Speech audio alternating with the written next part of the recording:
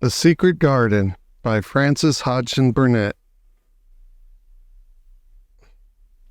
Chapter 21. Ben Weatherstaff.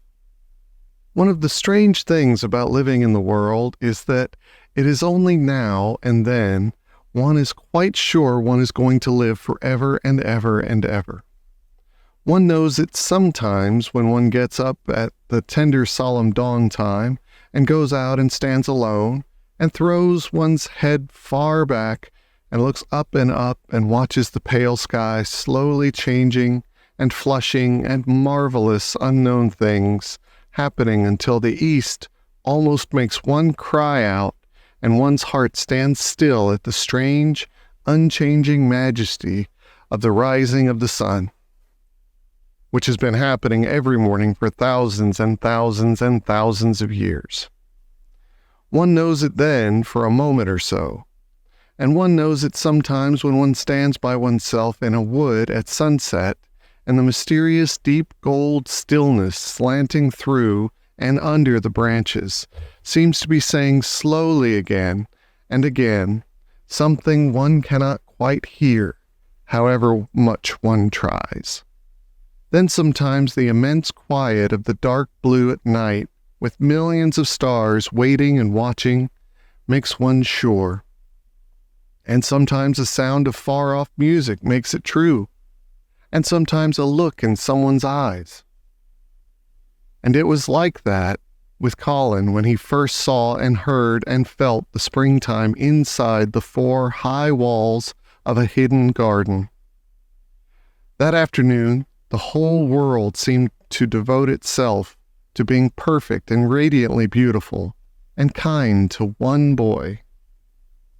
Perhaps out of pure heavenly goodness, spring came and crowded everything it possibly could into that one place. More than once, Dickon paused in what he was doing and stood still with a sort of growing wonder in his eyes, shaking his head softly. It is Gradely," he said. "I'm 12 going on 13, and there's a lot of afternoons in 13 years. But seems to me like I never seed one as Gradely as this year." "It is Gradely one," said Mary, and she sighed for mere joy. "I'll warrant it's the greatest one as ever was in this world." "Does the think?" said Colin with dreamy carefulness. "As happen it was made like this ere all a purpose for me." "My word!" cried Mary admiringly. "That there is a bit of old good Yorkshire. Thou'rt shaping first rate, that thou art." And delight reigned. They drew the chair under the plum tree, which was snow-white with blossoms and musical with bees. It was like a king's canopy, a fairy king's. There were flowering cherry trees near, and apple trees whose buds were pink and white, and here and there one had burst open wide. Between the blossoming branches of the canopy pits of blue sky looked down like wonderful eyes. Mary and Dickon worked a little here and there, and Colin watched them.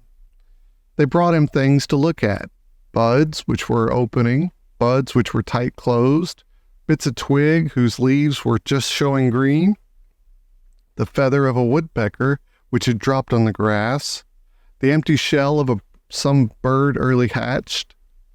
Dickon pushed the chair slowly round and round the garden, stopping every other moment to let him look at wonders springing out of the earth or trailing down from trees.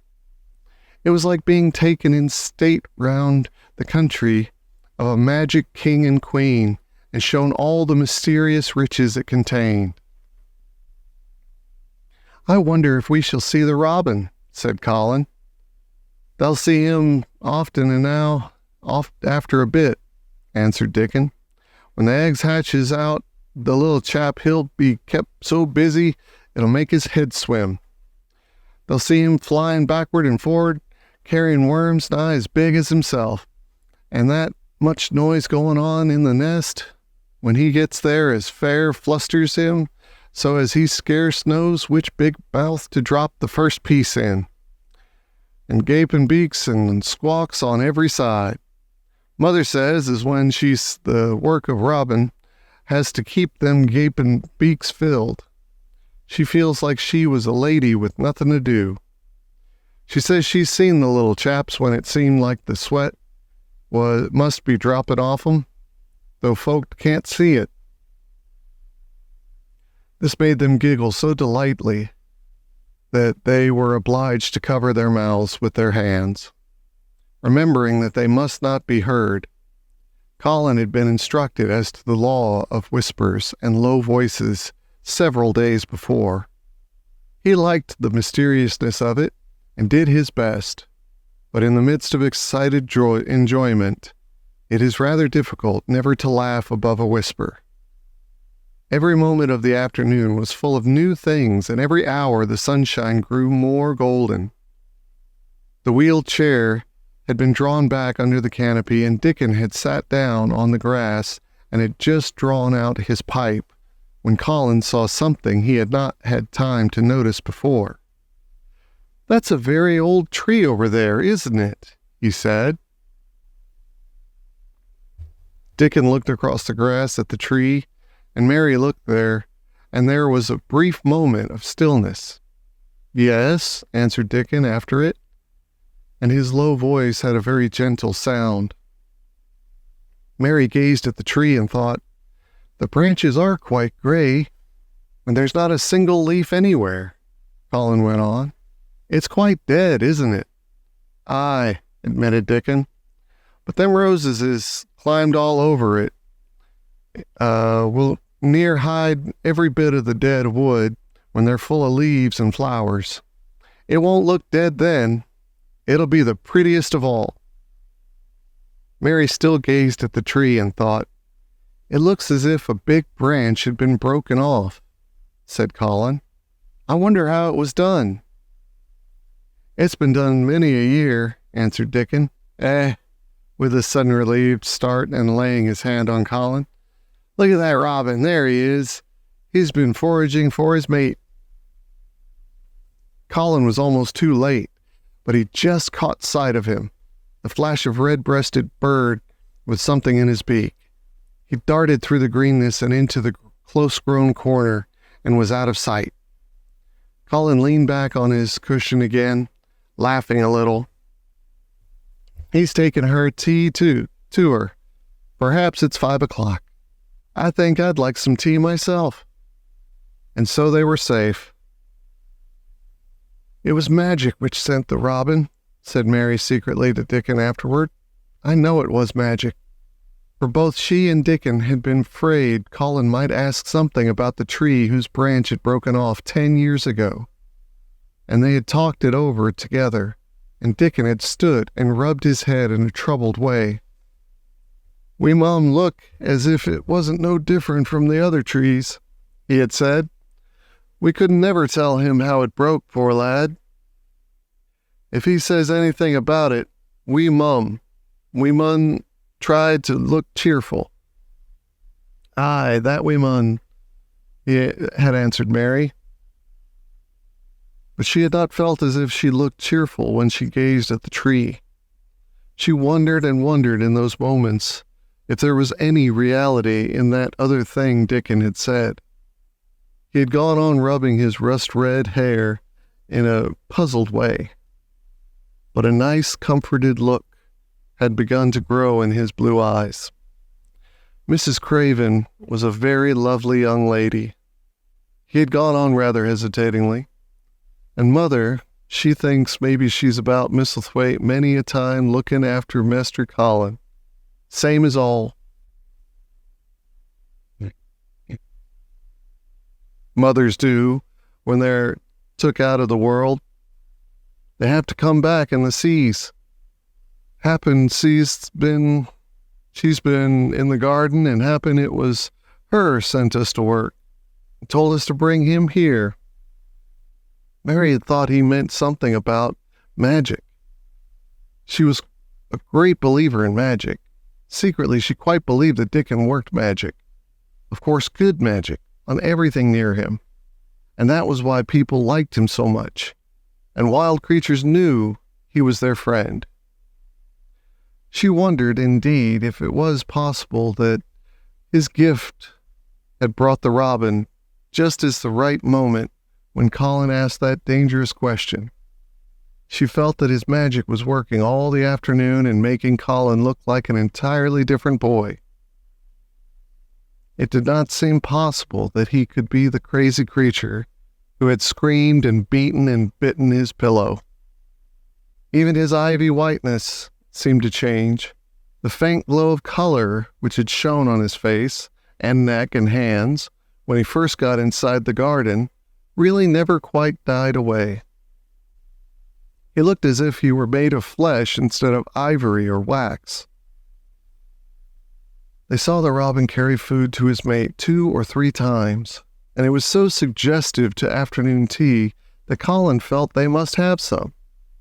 Go and make one of the men servants bring some in a basket to the rhododendron walk, he said, and then you and Dickon can bring it here. It was an agreeable idea, easily carried out, and when the white cloth was spread upon the grass, with hot tea and buttered toast and crumpets, a delightfully hungry meal was eaten, and several birds on domestic errands paused to inquire what was going on, and were led into investigating crumbs with great activity. Nut and Shell whisked up trees with pieces of cake, and Soot took the entire half of a buttered crumpet into a corner and pecked at it and examined and turned it over and made hoarse remarks about it until he decided to swallow it, all joyfully in one gulp. The afternoon was dragging toward its mellow hour. The sun was deepening the gold of its lances. The bees were going home and the birds were flying past less often. Dickon and Mary were sitting on the grass. The tea basket was repacked, ready and to be taken back to the house, and Colin was lying against his cushions with his heavy locks pushed back from his forehead, and his face looking quite a natural color. "I don't want this afternoon to go," he said, "but I shall come back tomorrow, and the day after, and the day after, and the day after." "You'll get plenty of fresh air, won't you?" said Mary. "I'm going to get nothing else," he answered. "I've seen the spring now, and I'm going to see the summer. I'm going to see everything grow here. I'm going to grow here myself." "That thou will," said Dickon. "Us'll have thee walking about here and digging some as other folk afore long." Colin flushed tremendously. "Walk," he said. "Dig? Shall I?" Dickon's glance at him was delicately cautious. Neither he nor Mary had ever asked if anything was the matter with his legs. "For sure thou will," he said stoutly. Thou've got legs of thine own, same as other folks." Mary was rather frightened until she heard Colin's answer. "Nothing really ails them," he said, "but they are so thin and weak. They shake so that I'm afraid to try and stand on them." Both Mary and Dickon drew a relieved breath. "When thou stops being afraid, they'll stand on them," Dickon said with renewed cheer. "And they'll stop being afraid in a bit." "I shall?" said Colin, and he lay still as if he were wondering about things. They were really very quiet for a little while. The sun was dropping lower. It was that hour when everything stills itself, and they really had a busy and exciting afternoon. Colin looked as if he were resting luxuriously. Even the creatures had ceased moving about and had drawn together and were resting near them. Soot had perched on a low branch and drawn up one leg and dropped the gray film drowsily over his eyes. Mary privately thought he looked as if he might snore in a minute. In the midst of this stillness, it was rather startling when Colin half lifted his head and exclaimed in a loud, suddenly alarmed whisper, "Who is that man?" Dickon and Mary scrambled to their feet. "Man?" they both cried in low, quick voices. Colin pointed to the high wall. "Look," he whispered excitedly. "Just look." Mary and Dickon wheeled about, looked.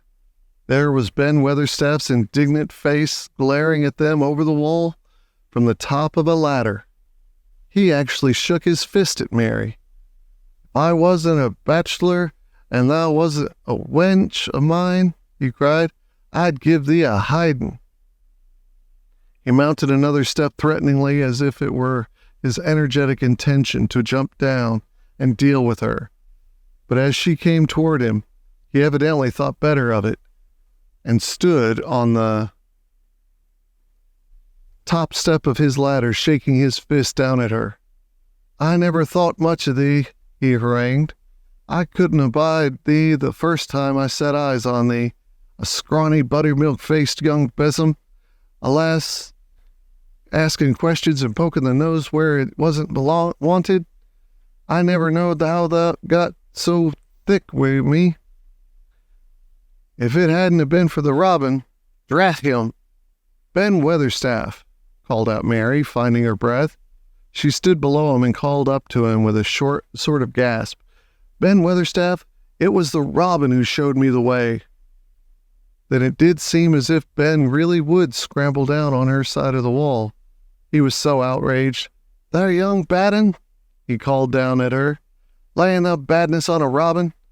Not but what he's impudent and known and for anything. Him showing the way, him? The young nut." She could see his next words burst because he was overpowered by curiosity. "However, in this world did thou get in?" "It was the robin who showed me the way," she protested obstinately. "He didn't know he was doing it, but he did. And I can't tell you from here while you're shaking your fist at me." He stopped shaking his fist very suddenly at that very moment, and his jaw actually dropped as he stared over her head at something he saw coming over the grass toward him. At the first sound of his torrent of words, Colin had been so surprised that he had only sat up and listened, as if he were spellbound. But in the midst of it, he had recovered himself and beckoned imperiously to Dickon. "Wheel me over there," he commanded. "Wheel me quite close, and stop right in front of him." And this, if you please, this is what Ben Weatherstaff beheld, and which made his jaw drop. A wheeled chair with luxurious cushions and robes, which came toward him looking rather like some sort of state coach, because a young Rajah leaned back in it with royal command in his great black-rimmed eyes, and a thin white hand extended hauntedly toward him, and it stopped right under Ben Weatherstaff's nose. It was really no wonder his mouth dropped open. "Do you know who I am?" demanded the Rajah. How Ben Weatherstaff stared. His red old eyes fixed themselves on what was before him as if he were seeing a ghost. He gazed and gulped a lump down his throat and didn't say a word. "Do you know who I am?" demanded Colin still more imperiously. "Answer." Ben Weatherstaff put his gnarled hand up and passed it over his eyes and over his forehead, and then he did answer in a queer, shaky voice. "Who thou art?" he said. "Aye, that I do, with the mother's eyes staring at me out of the face. Lord knows how thou come here, but thou art the poor cripple." Colin forgot that he had ever had a back. His face flushed scarlet, and he sat bolt upright. "I'm not a cripple," he cried out furiously. "I'm not." "He's not," cried Mary, almost shouting up the wall in a fierce indignation. "He's not got a lump on as big as a pin. I looked, and there was none there, not one." Ben Weatherstaff passed his hand over his forehead again, and gazed as if he could never gaze enough. His hand shook, and his mouth shook, and his voice shook. He was an ignorant old man, and a tactless old man, and he could only remember the things he had heard. That hasn't got a crooked back?" he said hoarsely. "No," shouted Colin. That hasn't got crooked legs?" quivered Ben more hoarsely yet. It was too much.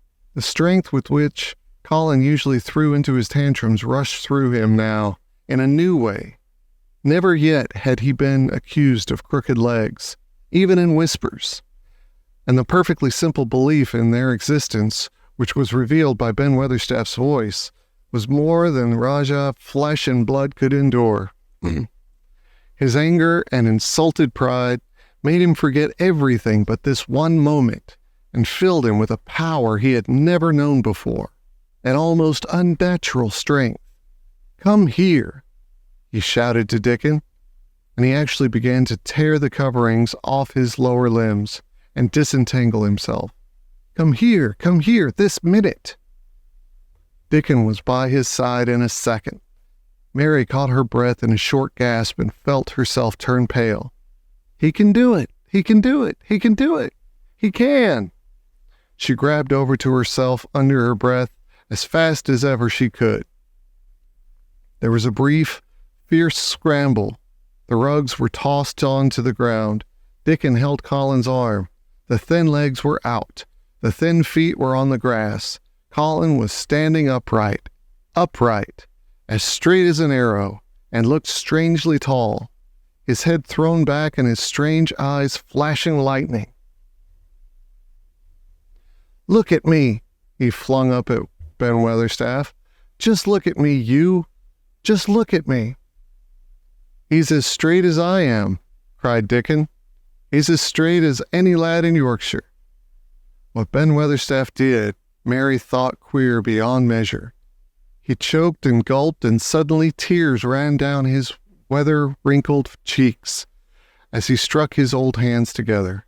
"Hey," he burst forth, "the lies folks tells.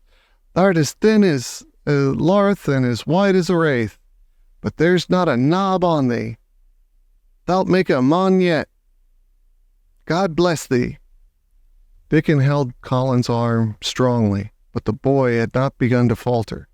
He stood straighter and straighter and looked Ben Weatherstaff in the face. "I'm your master," he said, "when my father is away, and you are to obey me. This is my garden. Don't dare say a word about it. You get down from that ladder and go out to the long walk, and Miss Mary will meet you and bring you here. I want to talk to you. We did not want you. But now you will have to be in the secret. Be quick." Ben Weatherstaff's crabbed old face was still wet with that one queer rush of tears. It seemed as if he could not take his eyes from thin, straight Colin standing on his feet, with his head thrown back. "Hey, lad," he almost whispered. "Hey, my lad." And then, remembering himself, he suddenly touched his hat, gardener fashion, and said, yes, sir, and obediently disappeared as he descended the ladder.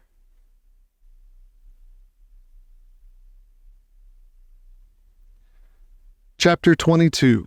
When the sun went down. When his head was out of sight, Colin turned to Mary. "Go and meet him," he said, and Mary flew across the grass to the door under the ivy. Dickon was watching him with sharp eyes. There were scarlet spots on his cheeks, and he looked amazing, but he showed no signs of falling. "I can stand," he said, and his head was still held up, and he said it quite grandly. "I told thee thou could as soon as thou stopped being afraid," answered Dickon, "and thou stopped." "Yes, I've stopped," said Colin. Then suddenly he remembered something Mary had said. "Are you making magic?" he asked sharply. Dickon's curly mouth spread in a cheerful grin. "Thou's doing magic thyself," he said. "It's same magic as made these here work out of the earth." And he touched with his thick boot, a clump of crocuses in the grass. Colin looked down at them. "Aye," he said slowly. "There couldn't have been bigger magic than that there. There couldn't have been.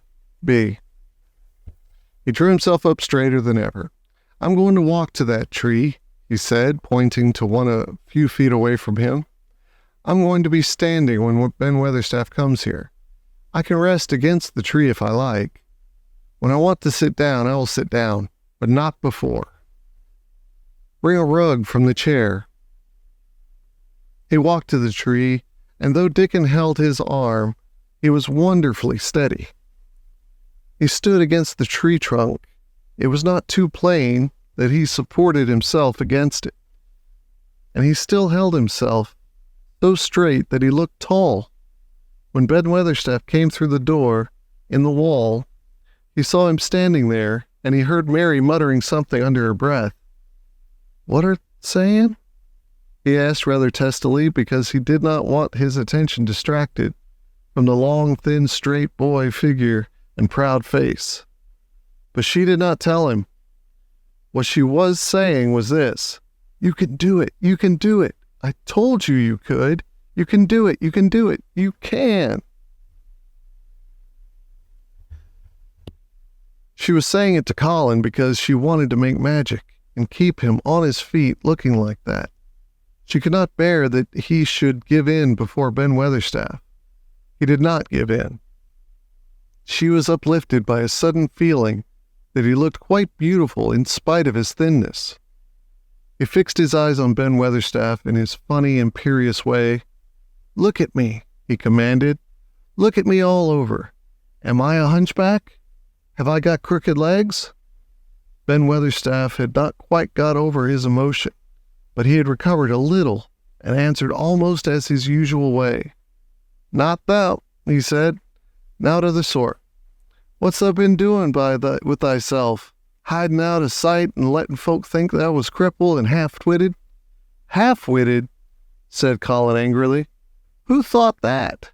"Lots of fools," said Ben. "The world's full of jackasses braying, and they never bray nowt but lies. What did thou shut thyself up for?" "Everyone thought I was going to die," said Colin shortly. "I'm not." And he said it with such decision, Ben Weatherstaff looked him up and down and up. "Thou die?" he said with dry exultation. "Not of the sort. Thou's got too much pluck in thee. When I seed thee put thy legs on the ground in such a hurry, I knowed that was all right. Sit thee down on the rug a bit, young master, and give me thy orders." There was a queer mixture of crabbed tenderness and shrewd understanding in his manner. Mary had poured out speech as rapidly as she could as they had come down the long walk. The chief thing to be remembered, she had told him, was that Colin was getting well. Getting well. The garden was doing it. No one must let him remember about having humps and dying. The Rajah condescended to seat himself on a rug under the tree. "What work do you do in the gardens, Weatherstaff?" he inquired. "Anything I'm told to do," answered old Ben. "I'm kept on by a favor because she liked me." "She?" said Colin. "The mother," answered Ben Weatherstaff. "My mother?" said Colin, and he looked about him quietly. "This was her garden, wasn't it?" "Aye, it was that," said Ben Weatherstaff, looked about him too. "She remained fond of it. It is my garden now. I am fond of it." "I shall come here every day," announced Colin. "But it is to be a secret. My orders are that no one is to know that we come here. Dickon and my cousin have worked and made it come alive. I shall send for you sometimes to help, but you must come when no one can see you." Ben Weatherstaff's face twisted itself in a dry old smile. "I've come here before when no one saw me," he said. "What?" exclaimed Colin. "When?" "The last time I was here," rubbing his chin and looking round, "was about 2 years ago. But no one has been in it for 10 years, cried Colin. "There was no door." "I'm no one," said old Ben dryly. and I didn't come through the door. I come over the wall. The rheumatics held me back the last 2 year. Thou come and did a bit of pruning, cried Dickon. I couldn't make out how it had been done. She was so fond of it, she was, said Ben Weatherstaff slowly. And she was such a pretty young thing. She says to me once, Ben, says she laughing, if ever I'm ill or if I go away, you must take care of my roses. When she did go away, the orders was no one was ever to come nigh. But I come, with grumpy obstinacy. Over the wall I come, until the rheumatics stopped me. And I did a bit of work once a year. She gave her order first. It wouldn't have been as wick as it is if thou hadn't done it, said Dickon. I did wonder. I'm glad you did it, Weatherstaff. Said Colin. You'll know how to keep the secret. Aye, I'll know, sir, answered Ben. And it'll be easier for a man with rheumatics to come in at the door. On the grass near the tree, Mary had dropped her trowel. Colin stretched out his hand and took it up.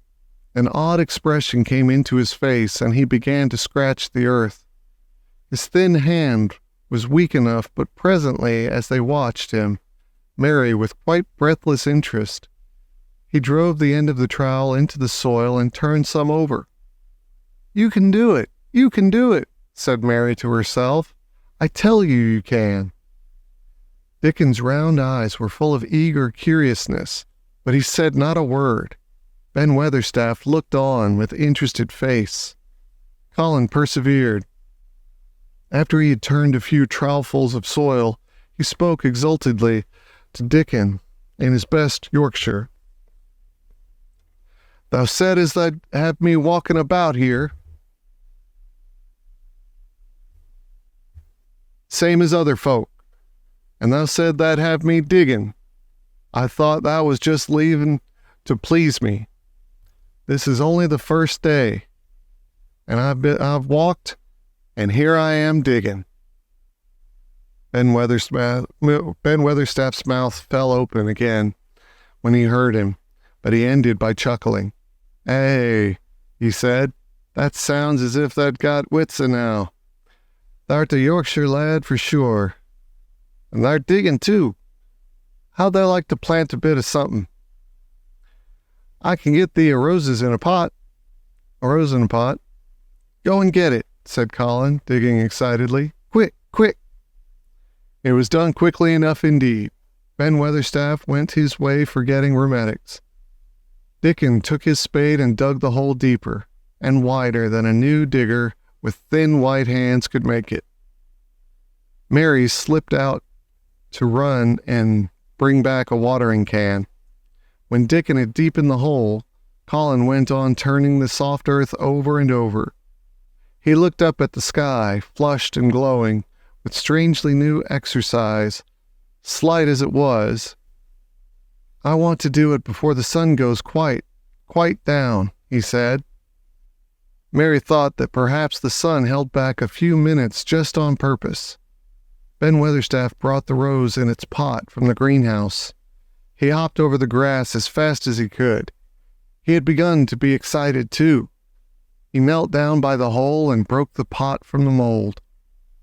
Here, lad, he said, handing the plant to Colin. Set it in the earth thyself, same as the king does when he goes to a new place. The thin white hands shook a little, and Colin's flush grew deeper as he set the rose in the mold and held it while old Ben made firm the earth. It was filled in and pressed down and made steady. Mary was leaning forward on her hands and knees. Soot had flown down and marched forward to see what was being done. Nut and shell chattered about it from a cherry tree. It's planted, said Colin at last, and the sun is only slipping over the edge. Help me up, Dickon. I want to be standing when it goes. That's part of the magic. and Dickon helped him, and the magic, or whatever it was, so gave him strength that when the sun did slip over the edge and end the strange, lovely afternoon for them, there he actually stood on his 2 feet, laughing